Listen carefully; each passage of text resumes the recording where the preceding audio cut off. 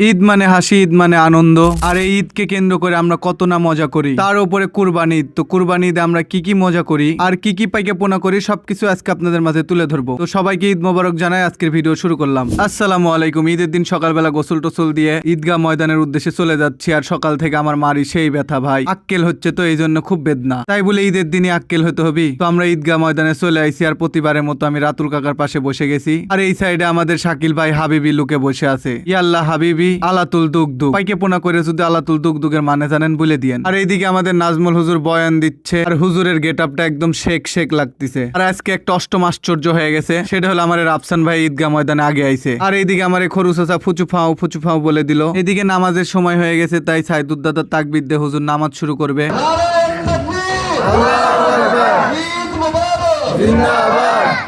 তারপরে আমরা সবাই মিলে নামাজে দাঁড়ায় যাই। নামাজ শেষ করে আমি আর রাফসান ভাইয়া প্রতিবারের মতো যাই নামাজ নিয়ে প্রতিটা কাতারে কাতারে চলে যাই হাদিয়া তোলার উদ্দেশ্যে। আর এই হাদিয়াটা কোনো একটা ভালো কাজে প্রয়োগ করা হবে। তো এই পাশে আমি আর রাফসান ভাইয়া উঠাচ্ছে, আর ওইদিকে তাইব কাকুরা উঠাচ্ছে। আর এইদিকে আমাদের নাজমুল হুজুর খুতবা পড়তেছে। হুজুরের খুতবা পড়া শেষ করতে করতে আমরা হাদিয়া তোলা শেষ করি। তারপরে সেই হাদিয়াগুলো নিয়ে এসে আমাদের দাদুদের কাছে রাখি। তারপরে সেই টাকাগুলো সবাই মিলে গুনে সব টাকা হিসাব করা শেষে ভালো একটা কাজে প্রয়োগ করা হবে। আর আমার আক্কেল হচ্ছে, যার কারণে আমার মন মেজাজ খুব বেদনা হয়ে আছে। ভাই মন মেজাজ খারাপ নাই, বেদনা হয়ে আছে, এই জন্য বললাম মন মেজাজ খুব বেদনা। তারপরে আমরা সবাই মিলে মোনাজাত তুলি। আর এইদিকে আমাদের শাকিল ভাই ওলিয়া উলিয়ার বেশ ধরে মোনাজাত করতেছে। পাইকাপোনা 26 মোনাজাত শেষ করে আমরা সবাই মিলে কোলাকুলি শুরু করে দিই। আর কোলাকুলি শুরু করছি দুই চাচাক দিয়ে। বিশাল বড় বড় চাচারে সাইজ, যার কারণে হাঁটু গাইড়ে চাচারের সাথে কোলাকুলি করা লাগলো। আর ঈদের মধ্যে সবচেয়ে বেশি মিস করতেছি আমার আব্বুকে, কারণ আব্বু দেশে থাকে না, যার কারণে আব্বুর সাথে খুব একটা ঈদ করা হয় না। এই জন্য আব্বুকে খুব মিস করতেছি। তারপরে আমার ভাইগনের সাথে কোলাকুলি শুরু করে দিই। ঈদ মোবারক 1, ঈদ মোবারক 2, ঈদ মোবারক 3 করে।